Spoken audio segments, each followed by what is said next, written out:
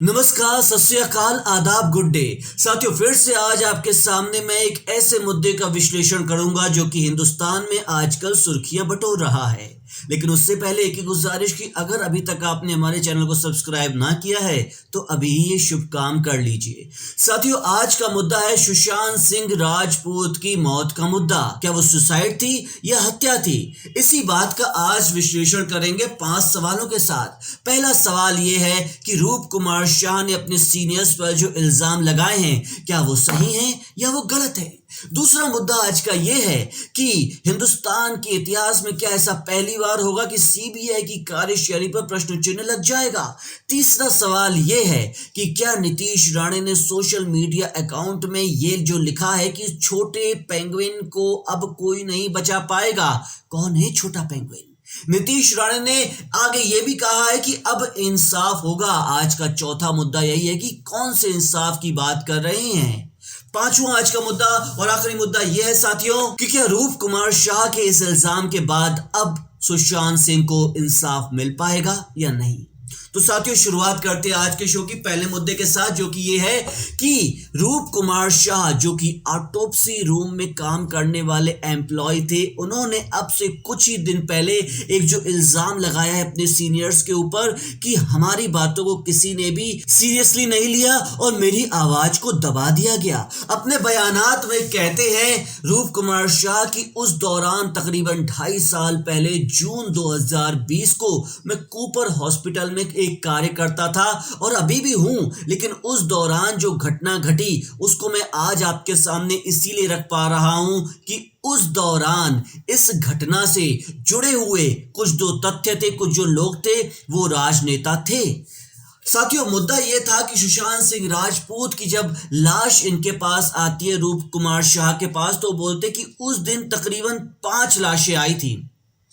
हमें ऐसा बताया गया था कि एक वीआईपी है। हालांकि हमने तो हजारों लाशें अपनी जिंदगी में पोस्टमार्टम के दौर पे मॉर्चरी रूम में, ऑटोप्सी रूम में रखवाई हैं, बाहर निकलवाई, तो हमारे लिए कोई बड़ी बात नहीं थी। लेकिन जब हमने देखा कि ये जो वीआईपी की लाश है वो कोई और नहीं बल्कि एक प्रतिष्ठित अभिनेता सुशांत सिंह राजपूत है, और आगे पीछे जो ये मीडिया रिपोर्टर्स की, कैमरास की जो भीड़ लग चुकी थी, उसने हमें बहुत ही तरीके से, मतलब बहुत ही सोचने पर मजबूर कर दिया था कि आखिर ऐसा क्या है। तभी किसी ने बोला कि सुशांत सिंह ने सुसाइड की है।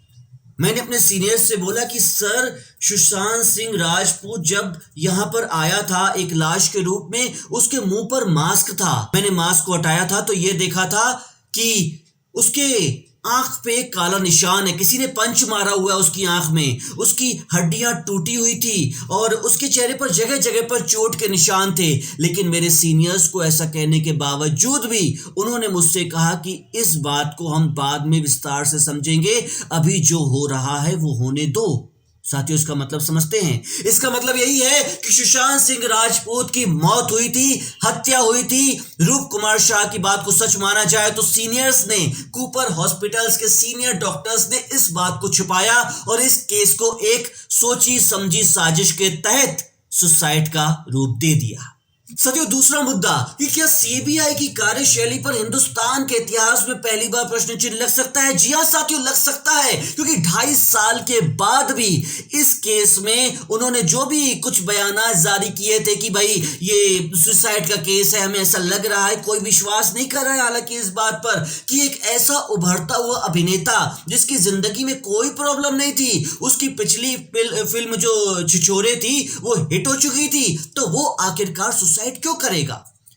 उसको एक किराए के अपार्टमेंट में, बांद्रा में किराए के अपार्टमेंट में जब उसकी लाश मिली थी तो उससे पहले उसकी पार्टी हुई थी उसके कुछ दोस्तों के साथ। रिया चक्रवर्ती भी उसमें शामिल थी, जो कि उसके अकाउंट से पैसा अपने अकाउंट में डलवाती थी, या यूं कहिए कि पासवर्ड खुद उसके ही पास था। अकाउंट था सुशांत सिंह राजपूत का, लेकिन पासवर्ड था रिया चक्रवर्ती के पास, और वो करोड़ों रुपए अपने अकाउंट में ट्रांसफर करती थी। सीबीआई ने घंटों पूछताछ की, कई हफ्तों तक पूछताछ की, इस केस से जुड़े हुए कई पहलुओं को ऊपर से नीचे तक खंगाला, लेकिन वो किसी भी मुद्दे पर नहीं पहुंच पाए, किसी भी रिजल्ट पर नहीं पहुंच पाई जिस पे कोई विश्वास कर सके। और आज के दौर में भी जब रूप कुमार ने इल्जाम लगाए हैं तो सीबीआई की चुप्पी ये साबित करती है कि जरूर कुछ ना कुछ दाल में काला है या फिर शायद पूरी दाल ही काली है।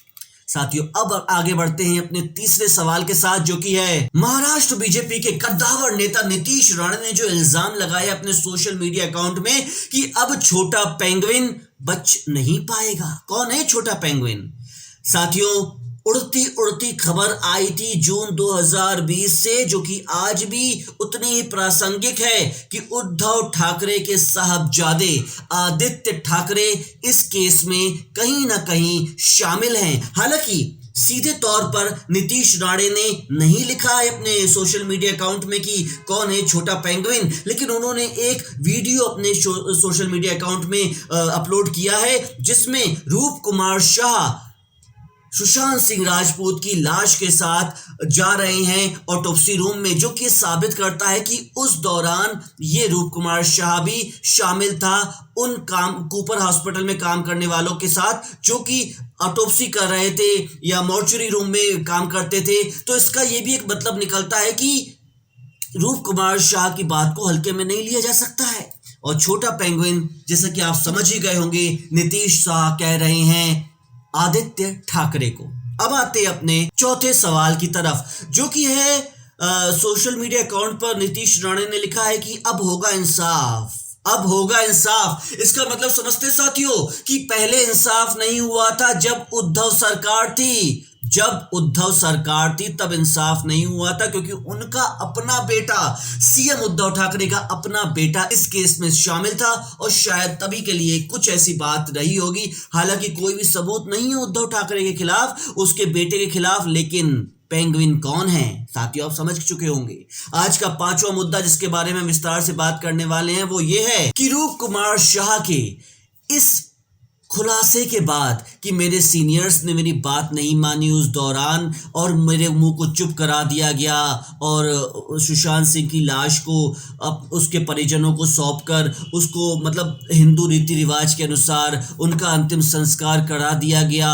लाश चली गई थी, मतलब कि जो सबूत थे वो सारे मिट चुके थे और अब मैंने 2.5 साल के बाद अपना मुंह इसीलिए खोला है क्योंकि अब मुझे ऐसा कहीं ना कहीं अंदर से फील हो रहा था कि मैं ये गलत कर रहा हूं, गिल्टी फील हो रहा था मुझको। साथियों, क्या अब ऐसा हो पाएगा कि सुशांत सिंह को इंसाफ मिलेगा? हालांकि सुशांत सिंह की जो बहनें थी जो कि अमेरिका में रहती हैं, उन्होंने मोदी सरकार से ये खास तौर पर इल्तिजा की हुई है कि रूप कुमार शाह को सुरक्षा प्रदान की जाए, क्योंकि वो बहुत ऊंचे बैठे लोगों से दुश्मनी मोल ले रहे हैं, उनको सुरक्षा प्रदान की जाए। और पुलिस ने जितना अभी तक ताज़ा खबर के अनुसार सुरक्षा प्रदान कर भी दी है। रूप कुमार शाह के घर के आसपास पुलिस है। लेकिन अगर यहाँ पे बात की जाए कूपर हॉस्पिटल के सीनियर डॉक्टर्स की, तो उन्होंने एक बात को बड़ी ही गंभीरता के साथ कहा है कि बड़े से बड़ा डॉक्टर भी ना हड्डियां टूट चुकी हैं, इस बात को 100% नहीं कह सकता है लाश को देख करके। और कौन सी चोट के निशान थे, ये बात अभी क्यों 2.5 साल के बाद रूप कुमार शाह रख रहे हैं, ये एक सोची समझी साजिश के तहत हो सकता है। और ऐसा भी है कि अगर रूप कुमार शाह को ऐसा लगता था कि कुछ गलत हो रहा है तो उस दौरान वो क्यों नहीं बोले। और दूसरी बात वो ये भी रखते हैं कि अब ये रूप कुमार शाह शायद उद्धव सरकार की विपक्षी पार्टियों के साथ मिलकर के उनको नुकसान पहुंचाना चाहते हैं, उनकी राजनीतिक छवि को नुकसान पहुंचाना चाहते हैं। साथियों, इस केस की क्या सच्चाई है, क्या ताज़ा खबरें होंगी, क्या नई अपडेट्स होंगी, हम आपके सामने समय समय पर रखते रहेंगे। आपसे भी यही गुजारिश है कि सुशांत सिंह राजपूत, जो कि हिंदुस्तान की फिल्म इंडस्ट्री का एक चमकता हुआ, एक उभरता हुआ सितारा था, जिसने कई अच्छी फिल्में की जो कि हमें कुछ सिखा के जाती है, चाहे वो काय पोचे हो, चाहे वो छिछोरे हो, या धोनी द अनटोल्ड स्टोरी हो, या फिर पीके हो। ऐसी फिल्में जो कि हमारे दिलो दिमाग में, जहन में एक अच्छी खुशनुमा याद छोड़ के जाती हैं।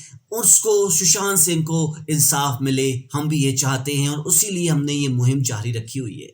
साथियों, अगली बार फिर से आपसे मुलाकात करेंगे, फिर से किसी नए केस के साथ, किसी नई अपडेट के साथ। तब तक के लिए हमें इजाजत दीजिए और एक इल्तिजा, एक गुजारिश आपसे जरूर करेंगे कि कमेंट बॉक्स सेक्शन में जरूर जो भी आपके मन में सवालात आते हैं, ख्यालात आते हैं, शिकायतें भी आती हैं, तो जरूर लिखिए। हम वक्त आने पर उन्हें पढ़ते रहेंगे, खुद भी मोटिवेट होंगे और आपको भी मोटिवेट करते रहेंगे।